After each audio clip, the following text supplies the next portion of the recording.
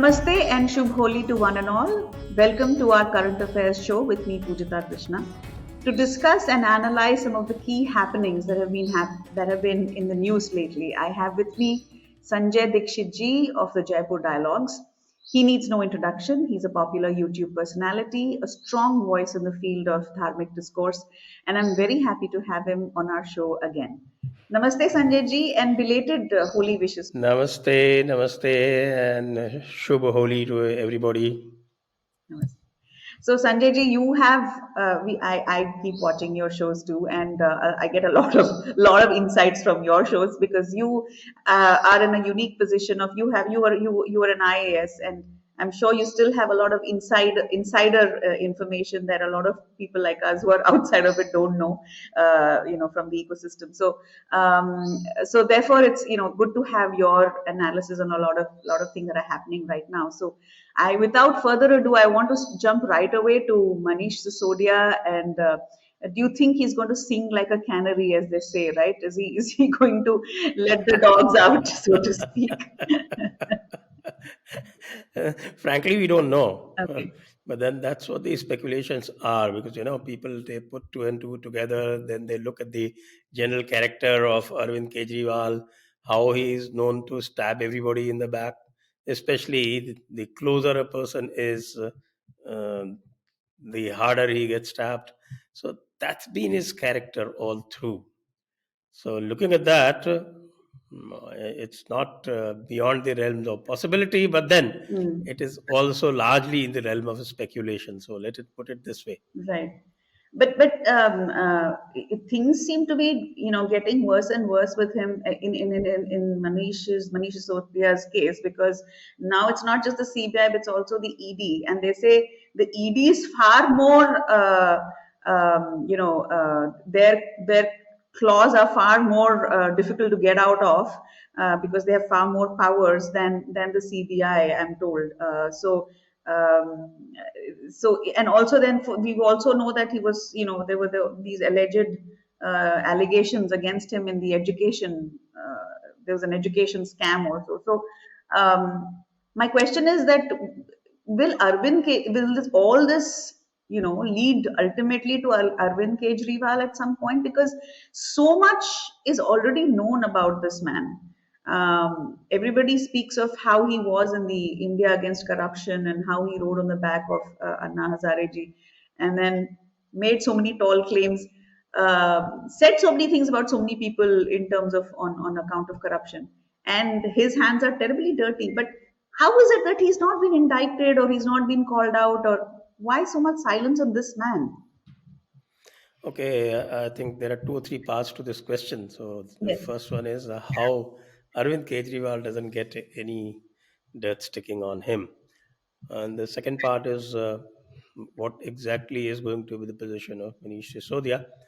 And the third part is, of course, the rise of Arvind Kejriwal since the correct, time of India against corruption. correct. So, as far as that part is concerned, the India against corruption part is concerned, I think it's there for everybody to see. And as I said right in the beginning, how he kept riding on others' shoulders. And after that, the same thing that you use the ladder, and after that, you kick the ladder down so that nobody else can climb up. And also, the people who have climbed up with you, you shove them down as well, so that in the end, you're the only one sitting on the throne at the top. So that's been his character. So if you look at those India against corruption, those photographs, and you see the people who were there, who were the prominent people, Manish Sisodia was one, but even more prominent than Arvind Kejriwal was Kiran Kiran Bedi, Bedi, if you exactly. remember. Yeah.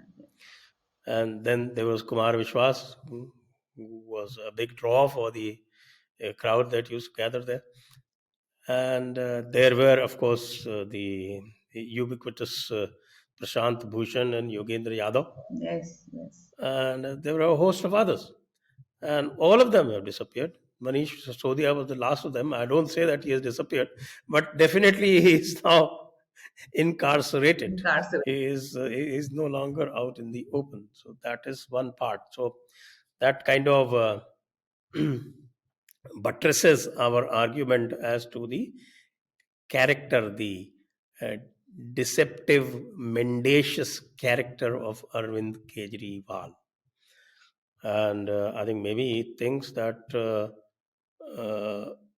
if he has to beat Rahul Gandhi to the position of the challenger, then he has to lie more and lie more convincingly than Rahul Gandhi does. Of course, Rahul Gandhi doesn't convince anyone. Correct. Uh, Kejriwal at least has the credit of having deceived two states, or rather He's won elections. Exactly. one union territory and one state. He's completely deceived them, and so he has these qualities. So he plays on the deception and dissimulation model. Mm. So that way he can be called quite successful, actually. Yeah, that's exactly what surprises me. How is he success? How are people Yeah, voting? yeah, we'll come to that. We'll come to that. Let me go to the part three. Mhm. Let me go to the part three about Manish Sisodia and the cases confronting Manish Sisodia. Actually, there are right now he is confronted with four cases,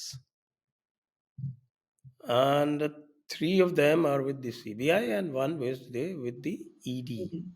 And you're right when you say that ED has greater powers because CBI works is very strictly within the ambits of the IPC and the CRPC. But then under PMLA, the Prevention of Money Laundering Act, which is supposed to be the exclusive domain of Enforcement Directorate, they have a lot greater powers, and not only they have their lot greater powers, those powers have also been validated recently by the Supreme Court. Mhm. So they are in a very happy situation of doing pretty much as they please. Mhm. Well, it can be a double-edged sword for anybody who's using that, but then that's how it is at this point, and all advantage to the uh, ruling party, and as far as that is concerned. Now, you must also know that the enforcement directorate actually comes under the finance ministry.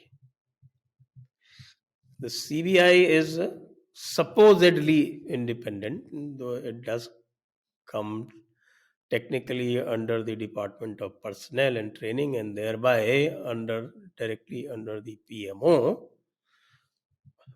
But then the CBI director is appointed through a very, very transparent and a neutral process.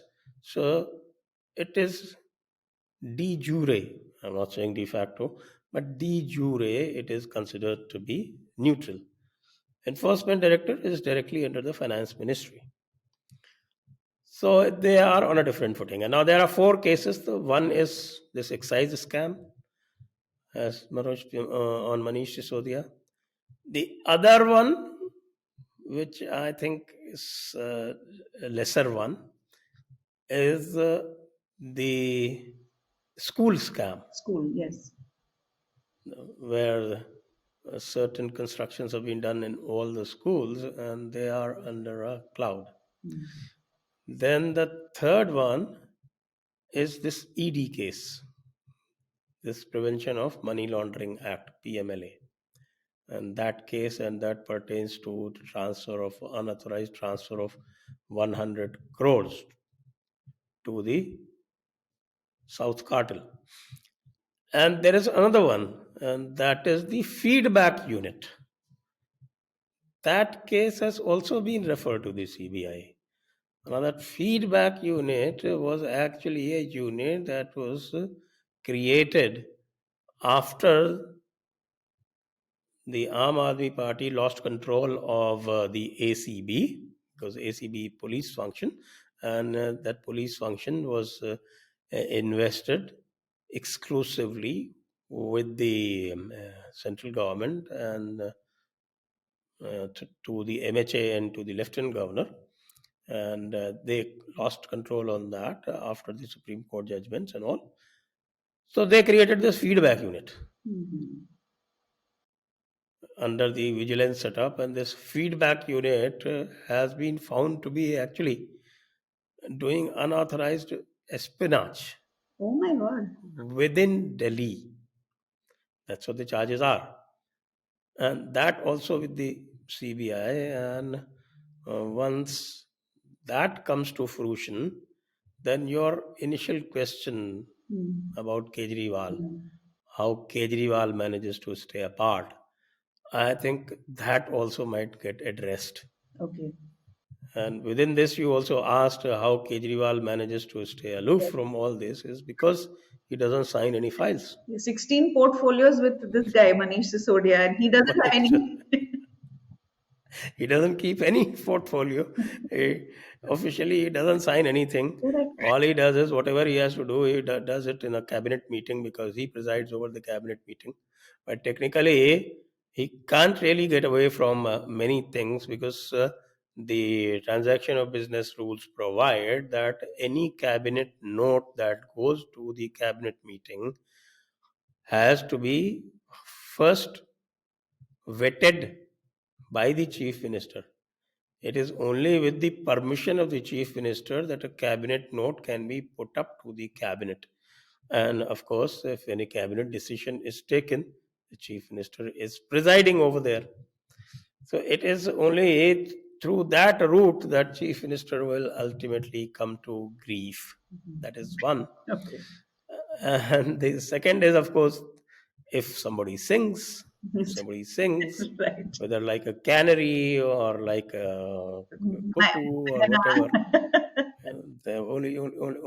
then also Kejriwal can actually come into the correct. net.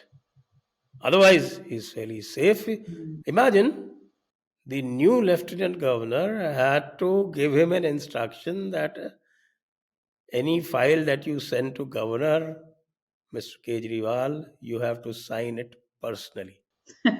Exactly. And it's quite amazing because I spent 35 years in these services and I cannot think of any file going to the governor from the chief minister without his Not a signature. signature. And I have seen, except, certain cases where some people, Vasundhara Raje had devised this in Rajasthan, Mhm. where if you sent her a file for signatures for her approval according to the business rules, and it would come back saying the chief minister has seen the file. Now, whatever that means, chief minister has seen the file means nothing, and it was supposed to convey her approval. Mm. But then it was so vaguely worded that if anything went wrong, She doesn't have. then she is absolutely free. That she would say that what has been written. Mm. Firstly, it has been written by my secretary, Secretary. this the my private secretary or the CMO setup, the chief minister's office setup. So it doesn't bear my signature. Mm. So how do we know whether she has actually seen it or not? She can always turn around I and didn't say know. that I haven't seen it, and whatever has been written, that responsibility falls on the guy who said this. So the chief minister seen this, then they also created another intra CMO notings. Okay, now this intra CMO notings are very interesting. Is that a file goes to the chief minister's office, Mm. then this procedure is followed in the finance department, at least in Rajasthan. I don't know about Delhi and the ministries because I haven't worked in Delhi ministry, so that I'm not very familiar. But over here, the finance department used to have this internal file system. So she developed this internal file system where the extracts would be taken, Mm. the file that has come to the chief minister's office. Then there would be internal notings, and on the basis of that, something would be said. And these internal notings would be destroyed later on. Mhm. So all this is done, and this has been perfected by Kejriwal Mm.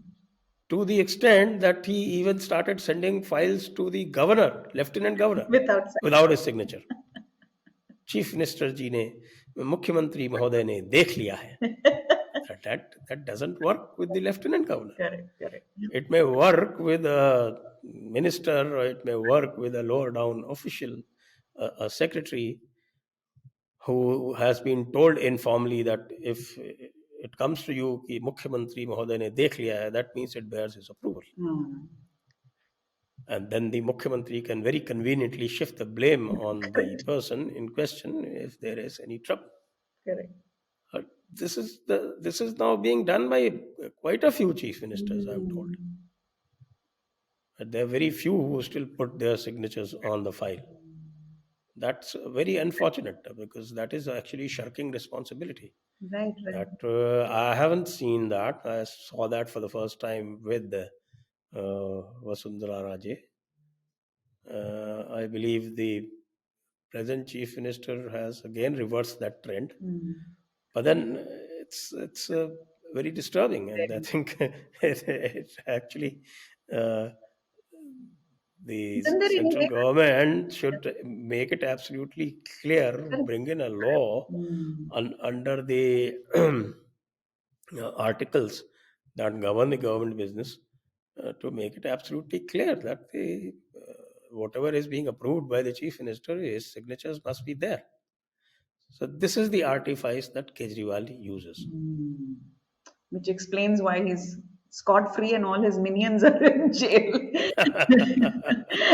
Now minions have to sing Correct. in order in order that Kejriwal lands Yeah. in jail. But apparently he posted something on Twitter with outside the home residence of Manish Sisodia saying that I'll take care of your family. So people are trying to interpret it in many different ways. I mean, God knows what that means.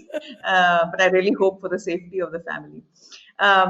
Sanjay ji, moving on to Punjab, again, a very, very worrying situation and in the news for a while now. And while there are people who say that, oh, no, no, no, majority of the Sikhs don't want Khalistan, or that is just a few outliers or a few, bad elements, etc.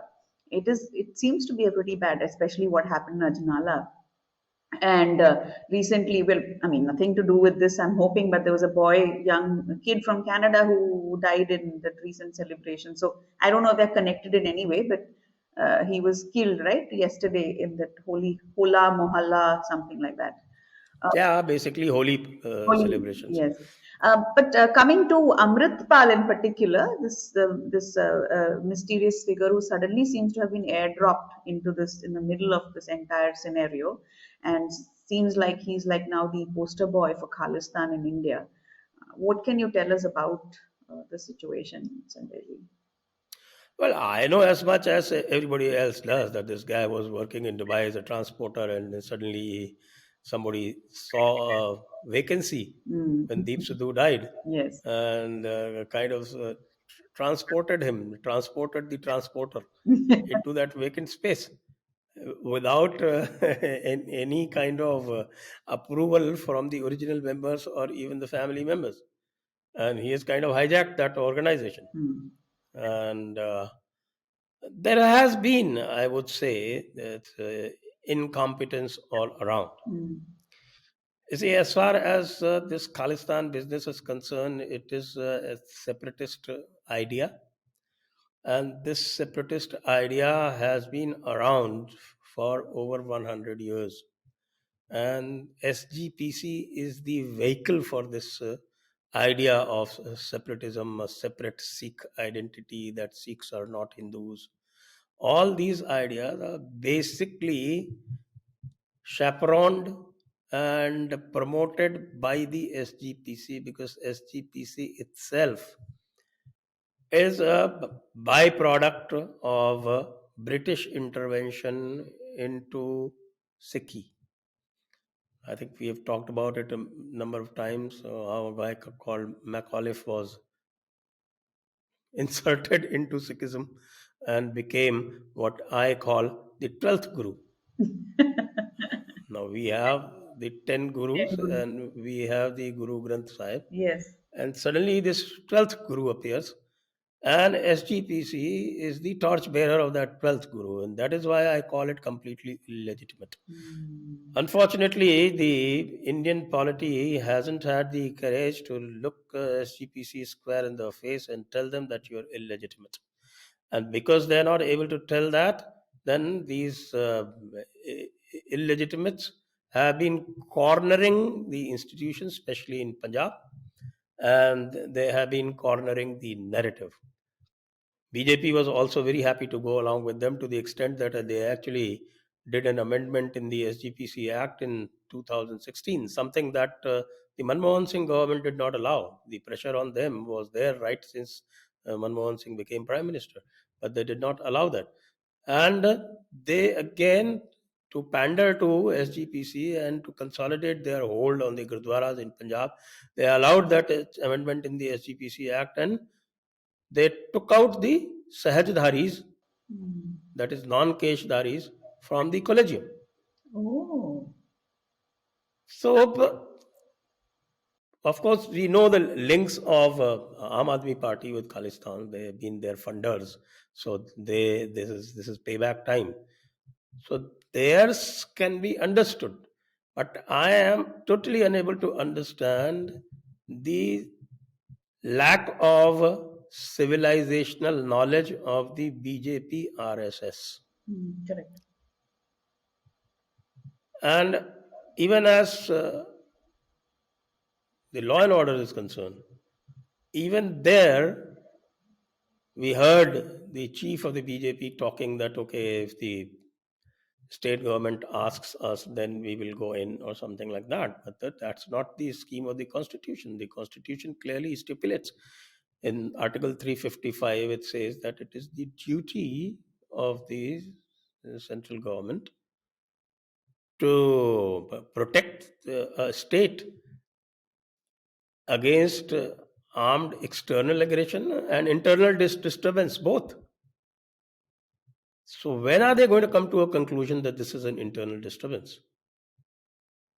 The way the law and order has collapsed, Punjab is staring at a situation where internally, actually, they are internally disturbed. The AFSPA has been promulgated in many parts of India for much less. Correct. And here is your key border state, Mm. which has been completely subverted through drugs, through weapons, through Christianization. separatist music. Yes. Oh, yeah, yeah, yeah, yeah, yeah. That separatist music is quite rife in Punjab. Mm. And if you look at this Sidhu Moosewala Flexible. murder and all that, Sidhu Moosewala is quite in the forefront of those Correct, correct, correct. rousing pro Khalistani kind of music. Music. Mm. So all this has been going on. The narrative is being built. Ultimately, I agree completely with the people who say that most of these Sikhs do not favor Khalistan is because they have seen the mayhem that happened. Majority of the people who were killed during those Khalistan turbulent years were the Sikhs. In fact, they would be the first one even today. Those who disagree with this narrative would be the target, they would be the first target even today. Mm. But then the center says that no, it's a law and order problem. It's not law and order It's not problem. flawed. It's Yes. an existential problem, and it has to be tackled not just at the problem point of law and order. It has to be tackled at the level of narrative. But as far as narrative is concerned, I think the record of this Government. present BJP government everywhere, whether abroad or within India or X place or Y place, has been quite pathetic. So I don't have much hope from them because internally they are not capable of taking on this narrative building, narrative countering exercises, and they won't even help the independent people who actually do a fine job of it. So both ways, it's lose lose. It's not a win win situation. That's It's a very, lose lose that's very situation. tragic because, like you pointed out, Punjab is a, I mean, it's a key. It's very important. I mean, that is most. I think you lose Punjab, you make India vulnerable, right? So it's like, which is why probably it's been at the forefront of so many attacks. It's always been at the receiving end.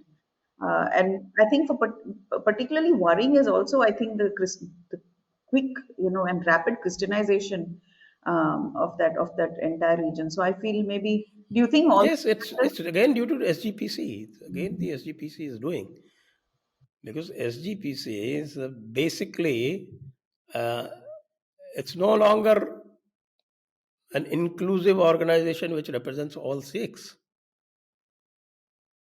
and very deeply discriminatory caste practices abound. SGPC has been hijacked by one community, the Jats, Jats. Okay. and they make fun of everybody. And if a particular section uh, goes over to Christianity, they are happy. They're okay with that. They are perfectly happy. Oh boy. Mm. They're perfectly happy that okay, now the Jats get to control even more. So Mm. they throw out Sahajdaris, they call Nirankari as heretics, they call Namdari as heretics, everybody, except at the time of election when everybody becomes Sikhs. At the time of election, they Everyone will is. count Sikhs as okay, 56% or 6 or 57% of Mm. Punjab is Sikh. But as soon as the elections are over, out of that 57, they about 30% they take out and say, okay, okay, now only 25% Jats are the only Sikhs. Mm. Oh, but the government has to, Yes, the rain central it. government, this is job of the central government to tackle this narrative head on. Mm.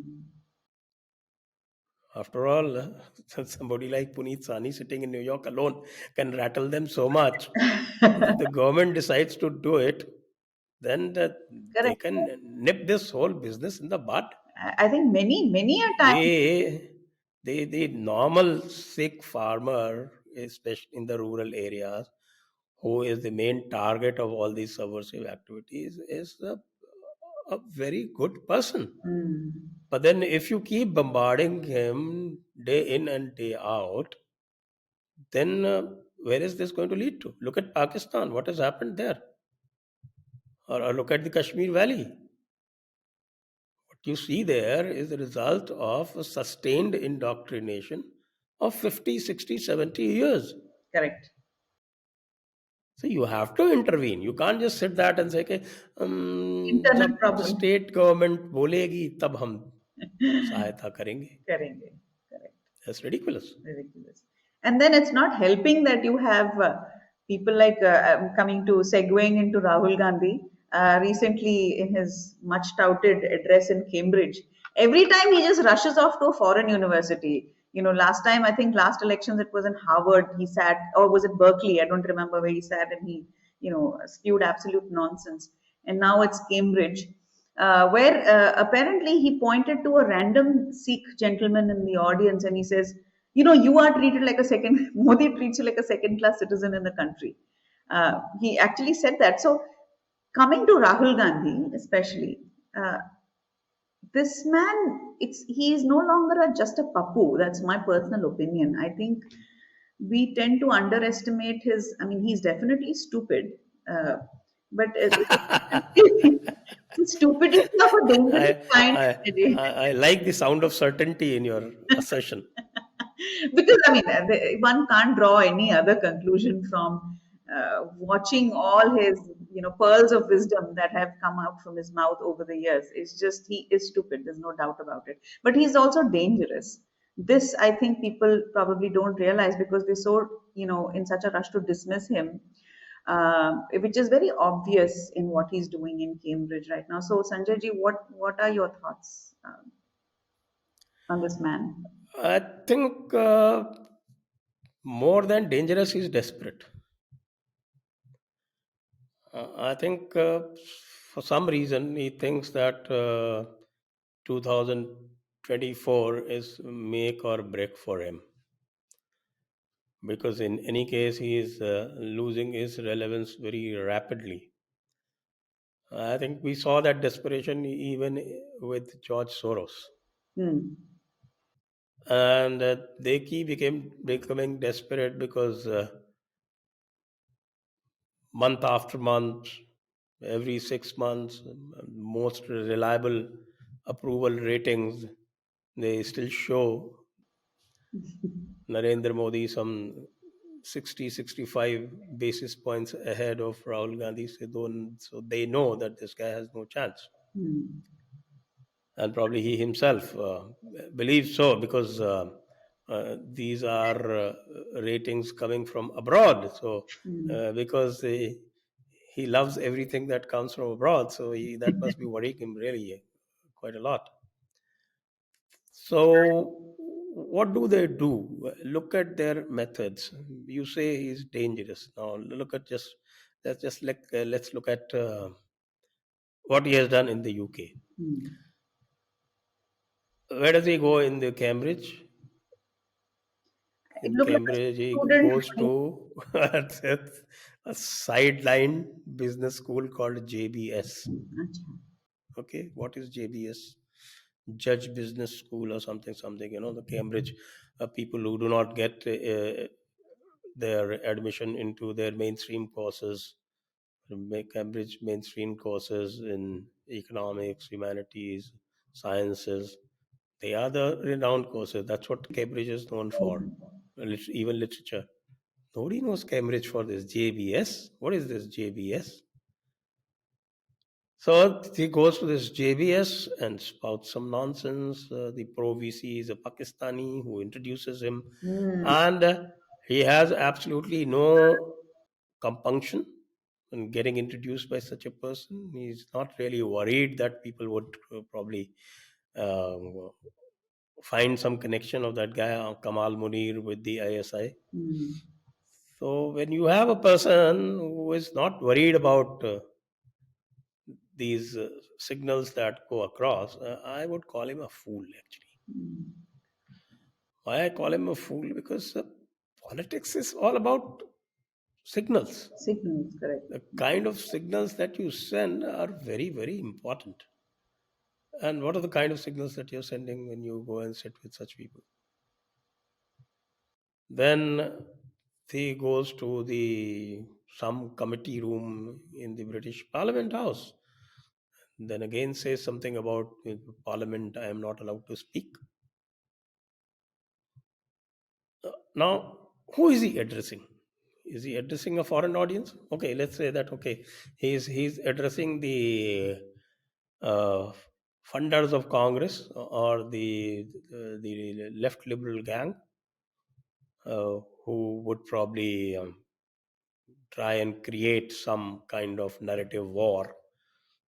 And you know very well that this narrative war that is being unleashed from the West, it doesn't affect anybody. How many people read New York Times or Washington Times in India? In fact, how many people read the English press? How many people watch the English news channels?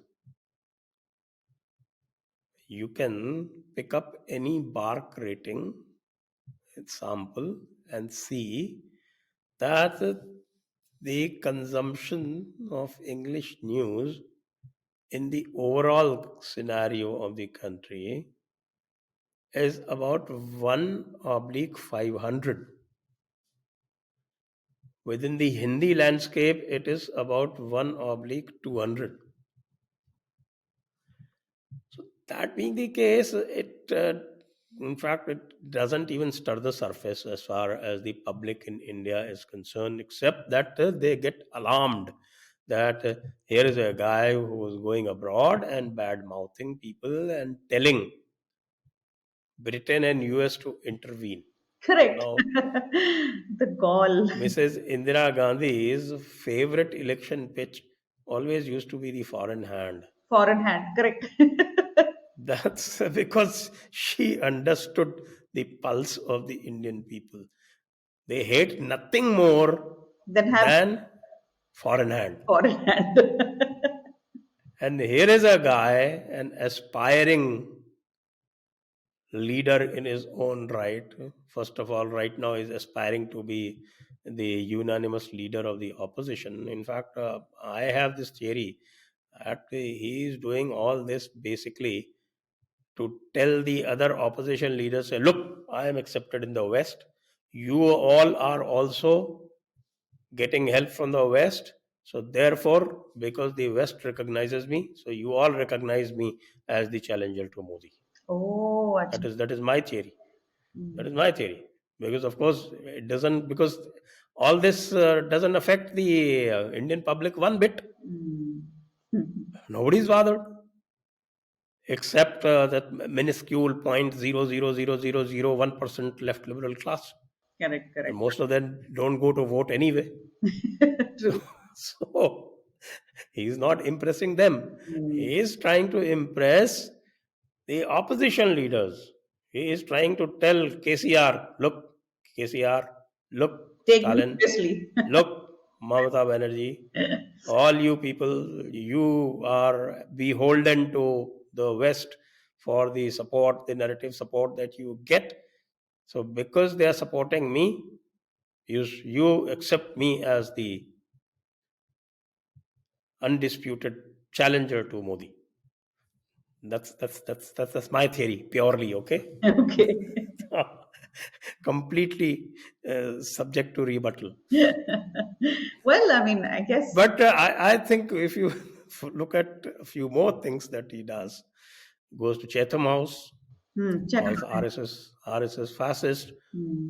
and plants somebody, that Malini Mehra was planted there. Hmm. Oh, yes. Hmm. Actually, he says that my father was an RSS man. And then I dug out an article yesterday from the Guardian, and that was 11th May 2003, where it says that this Madhav Mehra, or Madhav Lal Mehra, The father. traces history right from 1990, where he claims he was a government official. So when did he join the RSS? RSS. From 1990, he's supposed to be abroad. Hmm. So when was he in the RSS? That is one. Secondly, this Malini Mehra herself, it is quoted in the Guardian. I did a show yesterday. I quoted that. I read it out. She herself says that this guy indulges in misrepresentation about her father, and he cannot be relied upon. About her And father. about her father, the same father who she is now calling an RSS man. So I'm saying, I mean, come on, just imagine the incompetence, the sheer incompetence. You can't even plant somebody But correctly. correctly. Right. I mean, even if it is a staged show, damn it, stage it properly. Correct, correct. I mean, imagine how gauche this whole thing is. How incompetent.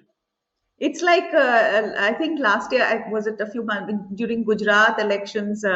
This auto wala, this fellow Aam Aadmi Party had this guy foisted in. Remember those episodes, Sanjay ji? He was asking him all these questions in Gujarat during the rallies. The same guy appears in different places. I think somebody on Twitter unveiled him and said that this guy is seen here, here, here, everywhere, and clearly he was foisted there or put there or installed there in all these particular. So how like you said, These people for hire are available everywhere. correct, I can correct. give you a good tip. Actually, you go outside, say the Congress office, or in Jaipur. Okay, so the Congress office, various protests would be taking place. Sometimes some party might come, if somebody, some other organization might come. 70% of the people protesting in all these would be the same. They probably wear different Yes, dresses, yes, yes. carry different placards. In fact, they don't change dresses; they change topis. Right. White. So this is also now quite a professional exercise. True, true. Uh, same thing. If you go to, when BJP is in power, in front of BJP office, same thing happens. Mm. Quite a joke, actually. Yeah. It's and it's. I mean, it's really sad because there's so much misinformation, so much obfuscation of facts, and people tend to get misled by all these things, right? I mean, it's so easy to be misled by what you watch. Nobody gets misled by these antics these days. Hmm, Public is quite smart, smart. especially in this social media era. In fact, Yes, these there's a lot of. professional guys, Hmm. they started thinking what to do. Now they are trying to create social media accounts instead of going and doing public protest. So, Sanjay ji, finally, to wrap up, just a quick word about the Northeast elections, which just concluded, and of course, BJP had around, had a wonderful, you know, result. My question is that these are states like Meghalaya and Meghalaya and Mizoram. These are predominantly Christian-dominated states. Of course, BJP was an ally, didn't win majority, but the point is that how is it that Congress, which has always been seen as more of a like close to Christian, the Christian constituencies or the Christian voters, how is it that Congress had such a beating in these states? First of all, not all of them are Christian dominated. Tripura is Yeah, Tripura isn't. hardly has any Christians. Tripura is very strongly Hindu majority. Even the tribes there, the Tipra Mota, the Dev Burman, the king, the Dev Burman, R.D. the Burman Manik is from dynasty. Tripura. Yeah, Yes, yes, yes. The Dev Burmans are from Tripura. Tripura. Yeah. They are very staunchly Hindu, Yes. very staunchly Hindu tribe, very staunch Hindu tribe. So Tripura, that question doesn't arise at all. And Tripura, I think Congress has been on the margin for, as I think, at least 35 years or so. It was relevant only before the left came. The left was there for about 25 years, and now 5 years, now another 5 years, this BJP is going to be there. So uh, Tripura, you can forget. Now let's go to Meg- Meghalaya and Nagaland. Nagaland. Yes. So Meghalaya and Nagaland, what has happened is that for the first time, you see, everything doesn't work, and this also shows that everything doesn't work according to religion. So these are basically tribes, okay? And they are, if you go to Meghalaya, I have worked as an election observer in Meghalaya. So the primary identity there is the tribe. That's the primary identity. Even within Meghalaya, the Garo, Jaintia, and Khasi Kasi. identities, Right. they are very strong. Mm. And the church also tries to uh, get around this, and tries to benefit from this identity, because even today, these are matriarchal societies. Mm. These are purely matriarchal societies. Yes. My liaison officer, Mm. who happened to be from Himachal Pradesh, I was posted in Tura, which is there used to be, there was a time when there used to be one Garo Hill district. Mm. Now it is divided into several Garo Hill districts. Oh. So there is a West Garo Hill, there is an East Garo Hill, there is a South Mm. Garo Hill, number of them, I think 4 or 5 of Garo Hill districts. Okay. So my liaison officer, who happened to be from Himachal Pradesh, he married a local Garo lady, and his daughters carried the surname of the mother. Mother. Wow. Okay, and within the communities, like Sangma. Now, Sangma is not one surname. Sangma is divided into three. One is A Sangma, the other is K Sangma, and the third is some other Sangma. Now, if you remember Purno Sangma, daughter is Agatha Sangma. Now, Purno Sangma is a K Sangma. Oh, these are divisions within the. Within the son, he is married to a lady from the A Sangma. So, Agatha, his daughter, or Conrad, Hmm, his son, they are both A Sangmas. They are not K they're Sangmas. not K. Acha. So, in that sense, this is totally anti-Christian, Hmm. completely anti-Christian. Because in the Christian, especially the Protestants, I think the Presbyterian Church is the main church over there, and I think Nagaland probably the Baptists dominate. Uh, so the tribal identity is the greater identity. And what has happened is that I think, this is my analysis, of course, again subject to rebuttal, is that for the first time they have felt that the mainstream India cares for them, and for that you have to 100% give credit to the Prime Minister, who has visited the Northeast about 100 times. And even now, you can see the attitude that when they lost these elections so badly, and the question was asked to Kharge, and he said, "Oh well, these are small states, so it does not matter." Oh, he said that. That's been he said that. He said that. So now that sums it up. When you're asking me this question, this answer from Kharge, this sums it up. Is it up? They don't care. They never cared. Of course, they care for the seats, but then the Northeast plus Sikkim.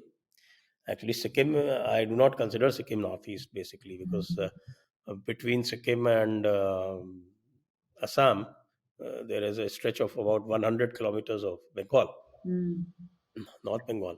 Yes, yes, Bengal. Yes, correct. So these seven states, the seven sisters as they are called, and Sikkim, they carry 25 seats. Now, I put it in perspective 25 seats means that's equal to Rajasthan, Hmm. that's equal to Andhra Pradesh, that's almost equal to Gujarat.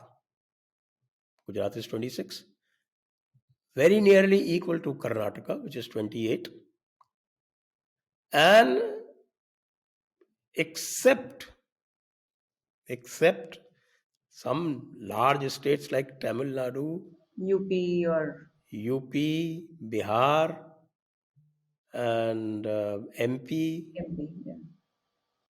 Come to think of, MP is also 29 now, only 29. Mm-hmm. So that's not very different. Correct, correct, correct.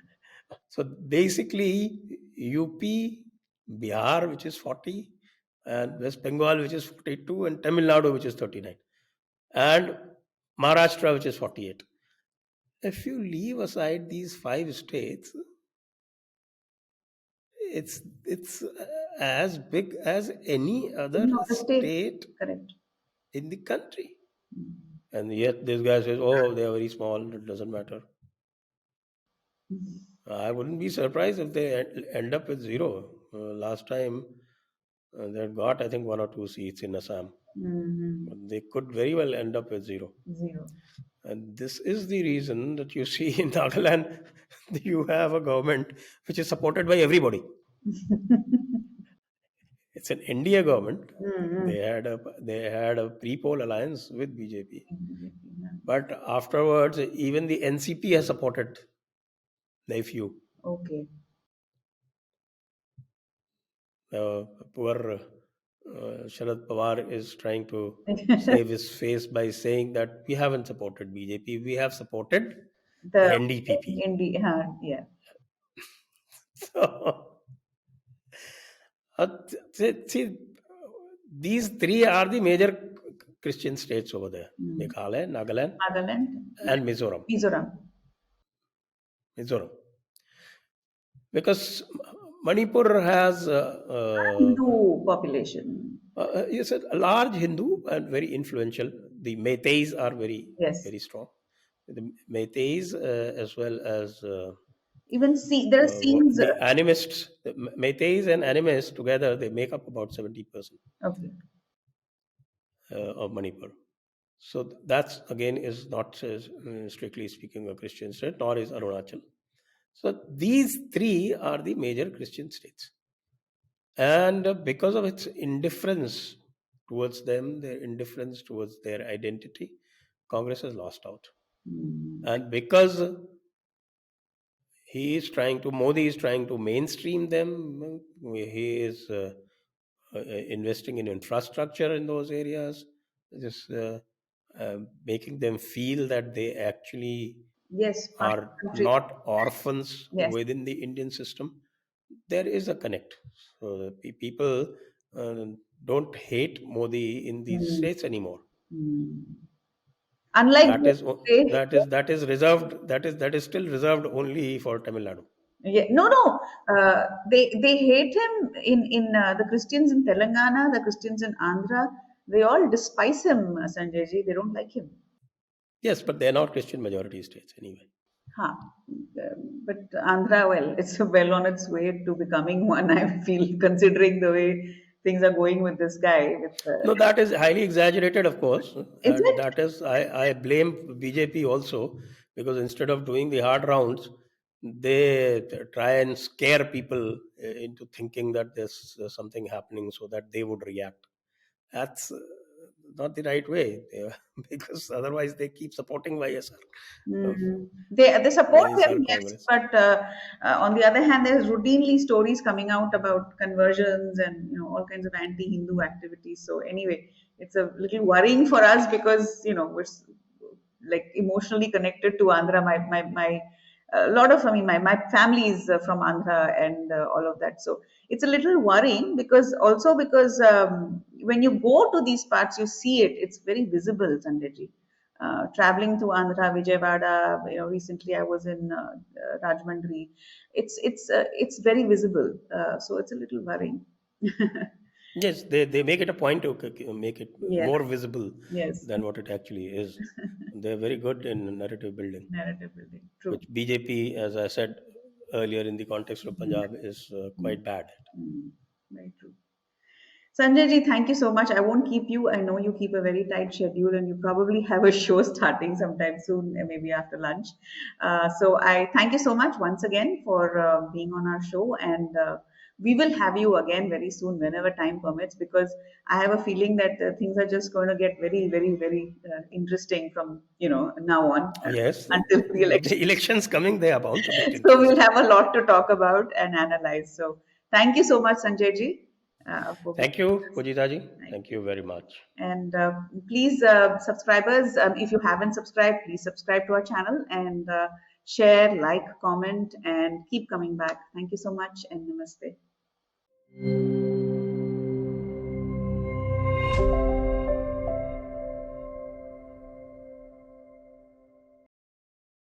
Please remember to subscribe to us and switch on the notifications for this channel. For our other social media links, more content, and to support our work, please visit citti.net. Dhanyavad. Namaskar.